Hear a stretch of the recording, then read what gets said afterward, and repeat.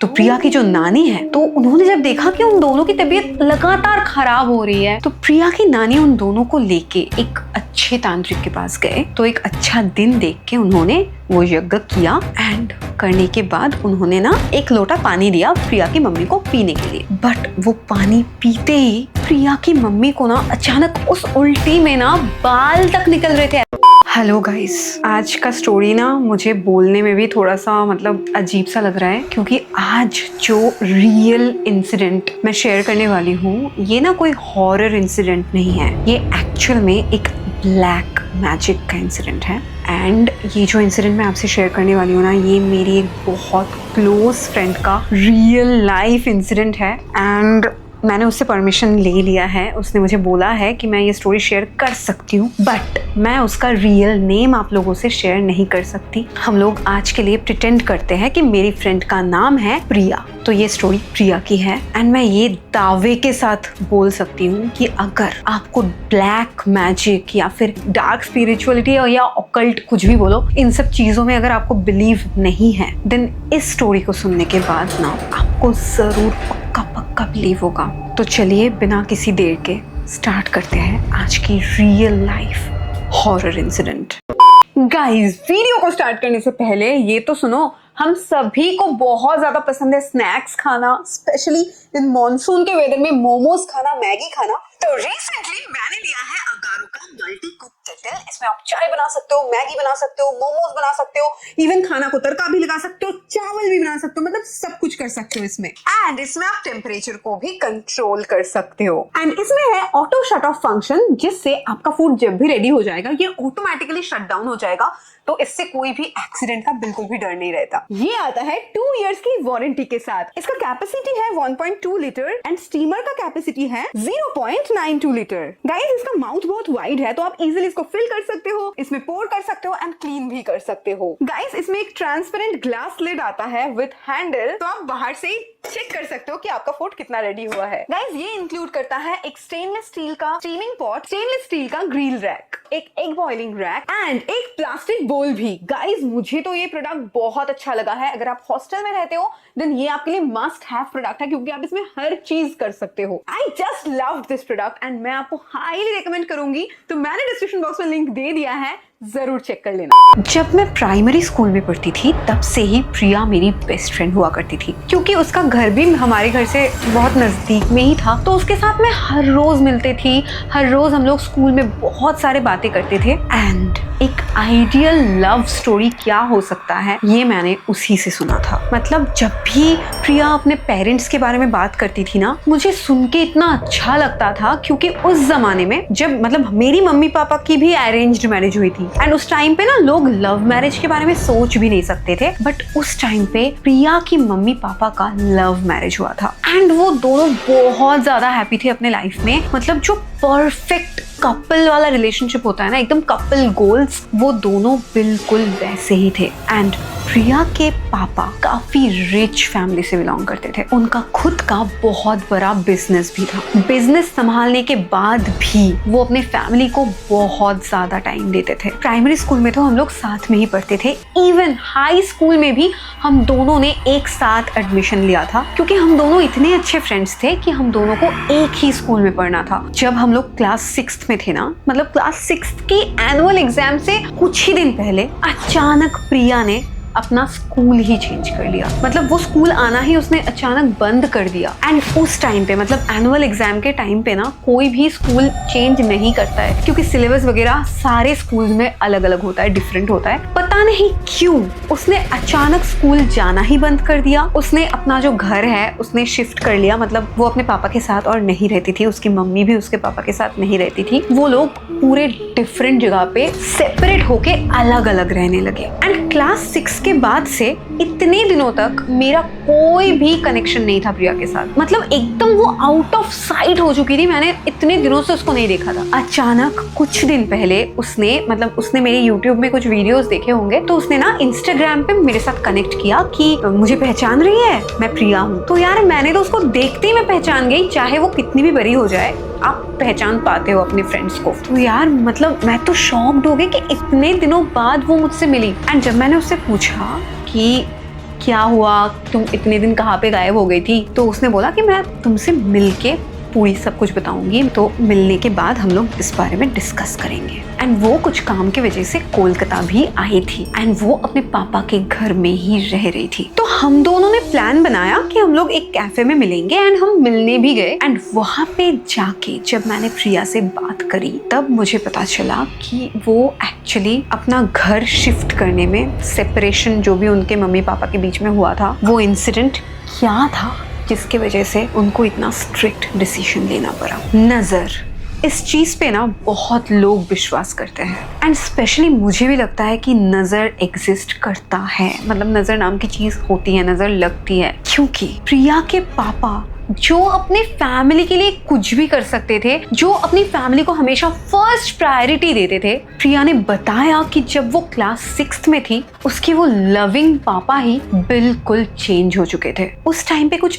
ऐसा हो गया था कि प्रिया के पापा ज्यादातर रात घर ही नहीं आते थे और कभी कभी जब वो घर आते थे तब वो इतना ज्यादा दारू पी के आते थे, इतना नशे में होते थे कि उनको कुछ होश ही नहीं रहता। और अगर प्रिया की मम्मी प्रिया के पापा को रोकने की कोशिश करते थे कि तुम दारू मत पियो, या फिर अगर वो दारू पी के घर आते थे तो जब उन दोनों में लड़ाई होती थी कि इतना दारू तुम क्यों पी रहे हो, तब प्रिया के पापा उसके मम्मी को बहुत बुरी तरह पीटते भी थे। अचानक से इतना चेंजेस क्यों हो रहा है ये किसी को भी समझ में नहीं आ रहा था। और प्रिया की मम्मी तो बिल्कुल टूट चुकी थी कि जो आदमी उससे इतना प्यार करता था वो अचानक इतना बदल कैसे गया। और सिर्फ उन्हीं पे नहीं, प्रिया के पापा तो कई बार गुस्से से प्रिया को भी मारते पीटते थे। इतना ज्यादा मारपीट के वजह से ना प्रिया की मम्मी की तबीयत कभी कभी बहुत खराब हो जाती थी। वो बिल्कुल कोई भी घर का काम तक नहीं कर पाती थी। और उनकी तबीयत खराब रहने की वजह से ना प्रिया की मम्मी का एक कजिन सिस्टर भी थी जो वो भी कोलकाता में ही रहती है, तो वो भी कभी कभी उनके घर आ जाती थी उनका देखभाल करने के लिए। एंड वो प्रिया का भी बहुत अच्छे से ख्याल रखती थी। प्रिया की मम्मी सोचती थी कि हो सकता है कि प्रिया के पापा के बिजनेस में कुछ प्रॉब्लम्स चल रहा है, इसीलिए वो डिप्रेशन में जाके इतना दारू पी रहे हैं, ऐसा बिहेव कर रहे हैं, तो इसलिए उन्होंने इस चीज पे ज्यादा ध्यान नहीं दिया। उन्होंने सोचा कि कुछ दिन बाद तो ये जरूर ठीक हो जाएगा। बट कुछ दिन बाद से प्रिया की मम्मी नोटिस कर रही थी कि जितना टाइम प्रिया के पापा घर में बिताते हैं वो पूरा टाइम अपने फोन के साथ चिपक के रहते हैं। मतलब वो हमेशा फोन में किसी ना किसी के साथ मैसेज करते रहते हैं, चैट्स करते रहते हैं एंड कभी कभी तो कॉल्स भी करते हैं। एंड जब वो कॉल में बात करते हैं ना, तब अगर प्रिया की मम्मी सामने से आ जाती है तो वो तुरंत कॉल कट कर देते हैं। तो ये सब देख के ना प्रिया की मम्मी को थोड़ा सा शक तो हुआ कि ऐसा क्या बात है जो प्रिया की मम्मी के सामने वो नहीं कर सकते। तो ऐसे ही चल रहा था। बट एक दिन प्रिया की मम्मी कपड़े धोने के लिए प्रिया के पापा की जो शर्ट्स है वो ले रहे थे, तो अचानक उनको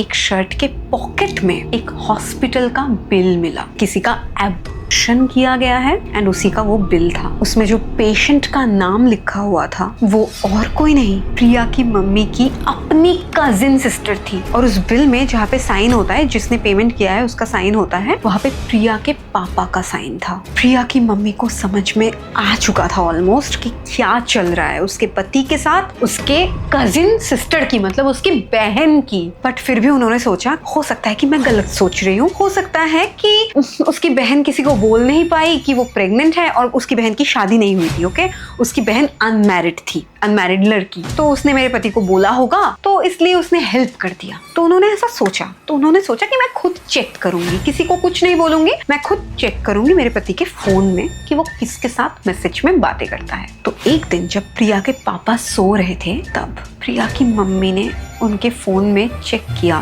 कि वो जो लगातार फोन के साथ चिपक के मैसेज करते रहते हैं, कॉल करते रहते हैं, वो और किसी को नहीं, वो प्रिया की मम्मी की बहन को ही, मतलब प्रिया की मासी को ही मैसेज करते हैं। एंड उस मैसेज, उस चैट में ना इस ऑप्शन को लेके भी बात हो रही थी। कोई भी देखता है ना कि उसके पति ने उसको इतना बड़ा धोखा दिया है, उसके पति ने उसको धोखा दिया है, उसके बहन ने उसको धोखा दिया है, तब वो बिल्कुल भी अपने आप को कंट्रोल नहीं कर पाती है। प्रिया की मम्मी ने प्रिया के पापा को उठाया नींद से कि तुम उठो, ये सब क्या है, मैंने तुम्हारे पॉकेट से वो बिल देखा, मैंने तुम्हारा ये चैट देखा, ये क्या चल रहा है। प्रिया के पापा ने कुछ भी ऐसा नहीं बोला कि नहीं हमारे बीच कुछ ऐसा नहीं चल रहा है, तुम गलत सोच रहे हो। प्रिया के पापा ने बोला कि हाँ मैं तो उसी से प्यार करता हूँ, तुम्हारे साथ रहने का मेरा कोई इरादा नहीं है। एंड मैं तो तुमको बोलने ही वाला था कि तुम चले जाओ यहाँ से, और अगर तुम अपने आप खुद से चले जाओ तो वो और अच्छा है। प्रिया की मम्मी सोच भी नहीं सकती थी कि जिस इंसान से वो इतना प्यार करती थी, जो अपने घर वालों से लड़के उस इंसान से लव मैरिज किया उन्होंने, वही आदमी उसके साथ ऐसा बर्ताव कर रहा है। एक तो उसने चीट किया, ऊपर से वो ऐसा कर रहा है, ठीक है। एंड उस दिन ना उन दोनों में बहुत ज्यादा लड़ाई हो गया था। प्रिया की पापा ने प्रिया की मम्मी को बहुत बुरी तरीके से मारा, मतलब इतने बुरी तरीके से उन्होंने मारा कि प्रिया की मम्मी को लिटरली हॉस्पिटल वो लोग लेके ही जाने वाले थे, बट फिर भी उनकी मम्मी हॉस्पिटल नहीं गई। नेक्स्ट दिन उन्होंने प्रिया की मासी को, मतलब उनकी जो कजिन सिस्टर थी, उनसे भी उन्होंने कन्फ्रंट किया कि तुम दोनों के बीच में जो भी है मुझे पता चल गया है, तो अभी ये सब बंद करो। तुम्हें भी पता है कि वो मेरा पति है, मेरा एक बच्ची है छोटी सी, तो इसके ऊपर भी बहुत नेगेटिव इफेक्ट पड़ रहा है, तो तुम लोग जो भी तुम्हारे बीच में हुआ है मैं भूल जाती हूँ, बट तुम लोग अभी ये बंद कर दो। बट वो औरत, वो भी कोई इंटरेस्ट नहीं दिखाई, उसने बिल्कुल भी कोऑपरेट नहीं किया। एंड उसके फैमिली वाले भी बिल्कुल इस चीज को इग्नोर ही कर दिए थे। तो उन लोगों को समझ में नहीं आ रहा था कि वो लोग ऐसे क्यों कर रहे हैं। एक तरफ से पति ने बीट्रे किया, एक तरफ से बहन ने बीट्रे किया। वो एक हाउसवाइफ थी, उनका कोई सोर्स ऑफ इनकम नहीं था कि वो प्रिया को लेके कहीं और चली जाती, तो इसलिए उन्होंने सोचा कि वो यहीं पे रहेंगी। बट वो ना वहाँ पे बिल्कुल अच्छे से नहीं रह पा रही थी, वो बहुत ज्यादा डिप्रेशन में चली गई थी, वो खाना नहीं खाती थी, वो रात को बिल्कुल सो भी नहीं पाती थी। तो इसलिए ना उनके जो इन-लॉज थे, मतलब उनकी जो मदर इन लॉ थी, वो उनको डॉक्टर के पास लेके गई। एंड डॉक्टर ने उनको दवाइयाँ दिया एंड उनको नींद की गोलियां भी दी, क्योंकि उनको नींद नहीं आ रहा था रात को। एंड उनकी मदर इन लॉ ने भी ना उनको बहुत समझाया कि देखो तुम्हारा ही तो फैमिली है, हो सकता है कि वो थोड़ा मतलब कुछ गलत कर रहा है तुम्हारे साथ, बट तुम उसको समझाओ कि हमारा फैमिली हम लोग ठीक कर लेते हैं, जो भी पास्ट में हुआ उसको पास्ट में छोड़ देते हैं एंड हम लोग फिर से हैप्पीली रहते हैं। तो प्रिया की मम्मी ने भी सोचा कि ठीक है, उसको भी ठीक कर लेना है। तो उन्होंने प्रिया के पापा के साथ बात करी उसी रात कि देखो हमारे बीच जो भी हुआ है, झगड़ा वगैरह सब साइड करते हैं, हमारी एक बेटी है, तुमने जो भी किया है, बट अभी मेरे साथ तुम ठीक कर लो। प्रिया के पापा ने बोला कि मुझे किसी भी हालत से तुम्हारे साथ नहीं रहना है, तुम अगर मेरे सामने मर ही जाओगी ना तो भी मुझे कोई फर्क नहीं पड़ेगा, तुम्हारे साथ ठीक करने से अच्छा है कि तुम मर ही जाओ। एंड जब प्रिया की मम्मी ने ये सब सुना ना, उनका बिल्कुल दिमाग ही खराब हो गया। प्रिया के मम्मी ने प्रिया के पापा के सामने ही बहुत सारी नींद की गोलियां खा ली। मतलब एक बॉक्स में जितनी भी गोलियां होती है, उन्होंने वो सारी गोलियां एक एक करके प्रिया के पापा के सामने बैठ के वो खा रही थी। एंड प्रिया के पापा देख रहे थे। एंड प्रिया को पता नहीं था कि उसकी मम्मी ने क्या किया है, क्योंकि वो दूसरे रूम में सोती थी, उनके घर में बहुत सारे रूम्स हैं, प्रिया दूसरे रूम में सोती थी। नेक्स्ट दिन ना सैटरडे का दिन था एंड प्रिया को स्कूल जाना था, वो तब क्लास 6 में ही पढ़ती थी। तो प्रिया स्कूल गई। प्रिया जब सुबह उठी उसने देखा कि मम्मी सो रही है, तो प्रिया ने सोचा कि यार मम्मी तो बहुत दिनों से अच्छे से सो नहीं पाती, और डॉक्टर ने बहुत सारा मेडिसिन दिया है, तो मम्मी अच्छे से सो रही है, तो मम्मी को आज नहीं बुलाऊंगी, मैं खुद ही खाना खा लेती हूँ, आज तो टिफिन भी नहीं लेना पड़ेगा, सैटरडे है तो मैं स्कूल चली जाती हूँ। तो ऐसा सोच के प्रिया ने उसकी मम्मी को नहीं बुलाया एंड वो स्कूल चली गई। जब वो स्कूल से घर वापस गई ना, तब ऑलमोस्ट दोपहर के 2 बज रहे थे, क्योंकि उस दिन हाफ टाइम का स्कूल होता है। तो दोपहर के 2 बजे वो घर जाके पहुंची एंड वो जाके देखी कि उसके मम्मी एकदम ऐसे लाश की तरह बिल्कुल परी हुई है।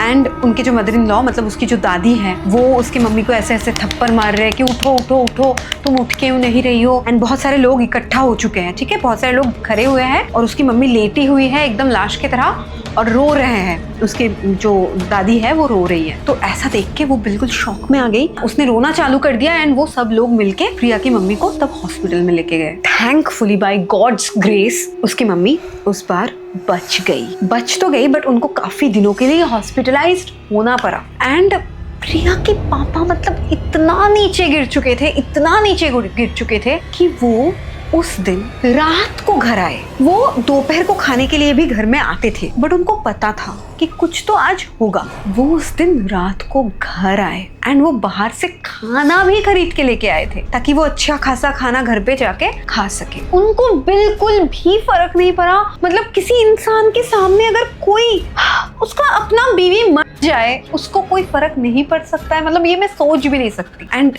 ये ना मतलब इस टाइम पे बिल्कुल हद हो चुका था। इससे ज्यादा एक लड़की और कुछ भी नहीं सह सकती थी। इनफैक्ट 1 महीने तक जितने दिन भी प्रिया की मम्मी हॉस्पिटल में थी, ना उन्होंने एक बार कॉल किया, ना वो एक बार देखने गए, ना उन्होंने एक बार किसी से पूछा कि मेरी बीवी कैसी है। इसके बाद से ही उसकी मम्मी ने फैसला कर लिया था कि अभी से वो दोनों सेपरेट हो जाएंगे। वो चले गए असम, प्रिया के मामा के घर। असम जाने के बाद भी प्रिया और प्रिया की मम्मी दोनों की तबीयत लगातार खराब हो रही थी। एंड असम, आपको तो पता ही होगा कि असम में कामाख्या मंदिर भी है जो बहुत ज्यादा फेमस है। वहाँ पे तो बहुत अच्छे से पूजा पाठ भी होता है। एंड असम में एक ऐसा गाँव भी है, एक नहीं बल्कि कुछ ऐसे गाँव भी है जहाँ पे ना ऐसे ब्लैक मैजिक करा भी जाता है, तंत्र मंत्र किया भी जाता है एंड ब्लैक मैजिक हटाया भी जाता है। अगर किसी के ऊपर ब्लैक मैजिक हो गया है तो वहाँ पे एक्सॉर्सिज्म या फिर ब्लैक मैजिक हटाना, नजर उतारना, ऐसी बहुत सारी क्रिया करी जाती है। तो प्रिया की जो नानी है उनको इन सब चीजों के बारे में बहुत अच्छे से नॉलेज था। तो उन्होंने जब देखा कि उन दोनों की तबीयत लगातार खराब हो रही है, वो दोनों बहुत नेगेटिव हो गए थे, डिप्रेस्ड हो गए थे, तो उन्होंने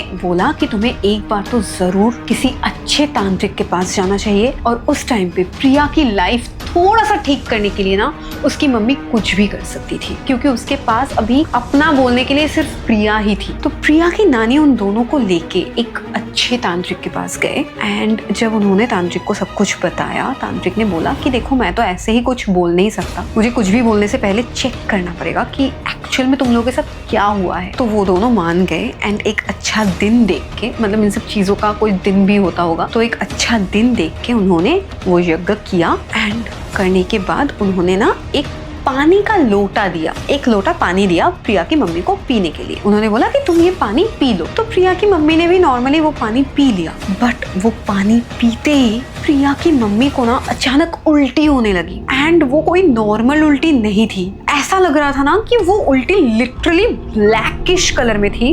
उस उल्टी में ना बाल तक निकल रहे थे, ऐसा लग रहा था कि छोटा छोटा छोटा छोटा करके बाल का गुच्छा निकल रहा है उल्टी के साथ। और ये देखते ही उस तांत्रिक ने बोला कि तेरा तबीयत खराब ऐसे ही नहीं रहता है। बहुत दिन पहले किसी ने तुझे किसी खाने के साथ या किसी ड्रिंक के साथ कुछ ऐसा मिला के खिला दिया होगा जिसके वजह से तेरे ऊपर काला जादू हो चुका है। और तेरा पति भी ऐसे ही तेरे से दूर नहीं चला गया, वो अभी किसी और के वश में चला गया है। उन्होंने कुछ और भी तांत्रिक क्रियाएं करी और ये करने के बाद उन्होंने बोला कि कलकत्ता में तेरा जो ससुराल है तू वहां पे जा जहाँ पे तू रहती थी अपने पति के साथ, और वहां पे जाके ना तेरा जो मेन गेट है वहां से थोड़ा सा अंदर आके राइट साइड में तू जब जाएगी तब वहां पे देखना कि एक जगह पे ना बहुत गीला गीला सा रहता है, मतलब एकदम डैम्प टाइप का, थोड़ा फंगस वंगस हो गया है। उस जगह को तू खोदना अच्छे से, जब घर में कोई भी नहीं होगा। तू अगर अच्छे से खोदेगी तो वहां पे ही तेरे को सारा वो सामान मिल जाएगा जिन सारी चीजों से वो ब्लैक मैजिक किया गया था। इवन तेरा घर भी अभी सेफ नहीं है, और ये जो काला जादू करा गया है ना, ये तेरा किसी अपने ने ही किया है। वहां पे जो सामान रखा हुआ है वो तुझको खोद के लेके आना पड़ेगा मेरे पास, तभी मैं इस काला जादू से तुझे मुक्त कर पाऊंगा। तो प्रिया की मम्मी के पास यही लास्ट चांस बचा हुआ था, तो वो तुरंत कोलकाता वापस आ गई। एंड वो जब अपने ससुराल में गई, जाते ही ना उनको थोड़ा सा नेगेटिव सा फील हुआ, क्योंकि उनके ऊपर जो काला जादू था वो तो उल्टी के मतलब उनको जो उल्टी कराया गया, जो भी क्रिया भी कराया गया, उससे थोड़ा बहुत ठीक हुआ था, थोड़ा सा छुटकारा मिला था ना। तो उनको समझ में आ रहा था कि यहाँ पे कुछ तो नेगेटिविटी है। तो वो जब घर के अंदर गई, उसने देखा कि उनका पति घर पे है और उनका पति उनके बहन के साथ ही रूम पे बैठ के बातें कर रहे हैं। और जब वो रूम के अंदर गई ना तो सब कुछ बहुत ऑकवर्ड हो गया। तो उसके पति ने उनसे पूछा कि तुम यहाँ पे क्या करने आई हो, तुम तो मायके चली गई थी, जाओ, यहाँ पे क्या है तुम्हारा। उन्होंने बोला कि मुझे यहाँ पे नहीं रहना तुम लोगों के साथ, मैं बस 2 दिन के लिए, मेरा कुछ काम है कोलकाता में, हम लोग तो अभी अभी गए हैं, तो मेरी बेटी का कुछ स्कूल वूल का कुछ ट्रांसफर का कुछ काम है, तो 2 दिन मुझे टाइम लगेगा, मुझे यहाँ पे रहना पड़ेगा। प्रिया के पापा ने फिर भी बोला कि ठीक है रह जाओ 2 दिन के लिए। बट प्रिया की जो मासी थी, मतलब उनकी बहन, उनको बिल्कुल भी रहने देना ही नहीं था। प्रिया के पापा ने उसे समझाया कि 2 दिन है, थोड़ा एडजस्ट कर लो, तुम दूसरे रूम में रह जाओ, बट उनको रहना ही नहीं था प्रिया की मम्मी के साथ। तो उन्होंने बोला कि मुझे यहाँ पे रहना ही नहीं है, मैं तो अपने मायके जाऊंगी रहने के लिए, तुम भी मेरे साथ मेरे मायके में ही रहोगे 2 दिन तक। तो उन्होंने भी ऐसा ही किया, वो दोनों चले गए। तो प्रिया की मम्मी के पास इसी टाइम पे चांस था कि वो खोद के सब कुछ निकाल पाते। बट उससे पहले मैं बता दूं, जब उन्होंने नोटिस किया ना, जिस घर में मतलब जो घर इतना सुंदर सजा हुआ करता था, उस घर में ज्यादातर जो इलेक्ट्रिक वाली चीजें है ना वो खराब हो चुका था।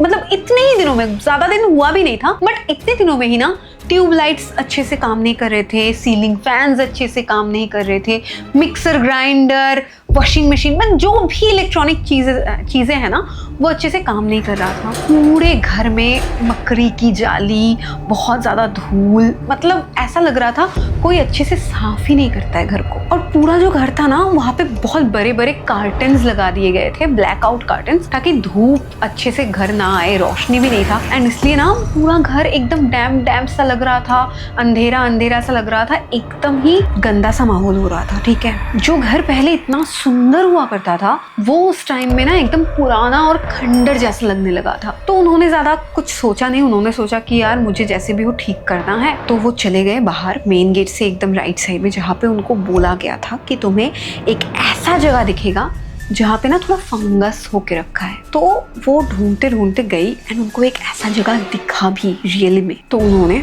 उस जगह को खोदा अच्छे से, एंड खोदने के बाद उनको कुछ ऐसी चीज़ें मिली जो मुझे भी नहीं पता कि भाई लोग कैसे कैसे चीज़ें यूज़ करते हैं काला जादू करने के लिए। बट ये देख के तो उनका होश ही उड़ गया।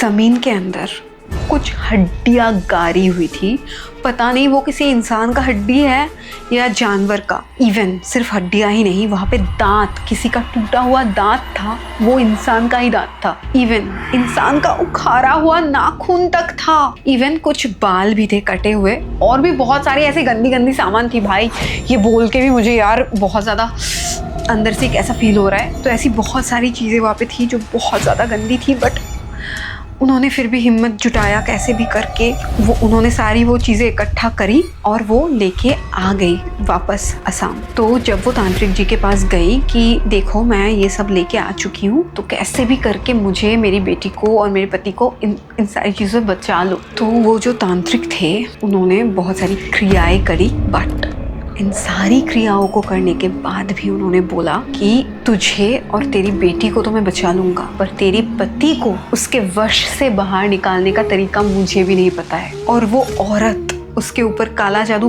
कर करके उसको ऐसे अपने वश में ला चुकी है ना, जिससे उसको छुटकारा दिलाना किसी का बस का बात नहीं है। वो औरत अगर उसको छोड़ भी देगी तो भी कभी भी वो नॉर्मल लाइफ नहीं जी सकता, वो पागल हो जाएगा, फिर भी वो नॉर्मल नहीं हो पाएगा, वो पहले जैसा नहीं हो पाएगा। और हुआ भी कुछ ऐसा ही। 2 साल तक तो प्रिया की मौसी के साथ उसके पापा का रिलेशन अच्छे से चला, पर 2 साल बाद प्रिया की मौसी एक दूसरे लड़के के साथ शादी करके चली गई, क्योंकि प्रिया के पापा बहुत अजीब बिहेव करने लगे थे। क्योंकि प्रिया के पापा का बिजनेस बिल्कुल डूब चुका था, उसके पास बिल्कुल पैसा तो था ही नहीं, वो कर्जे पे डूब गए थे। एंड ऐसे लड़के के साथ प्रिया की मासी कभी भी शादी नहीं कर सकती थी, तो इसीलिए वो उनको छोड़ के चली गई दूसरे लड़के के साथ। और इस इंसिडेंट के बाद से प्रिया के पापा बहुत ज़्यादा अजीब हो गए थे। मतलब वो बिजनेस पे तो जाते भी नहीं थे, कुछ काम वाम भी नहीं करते थे, वो अपने आप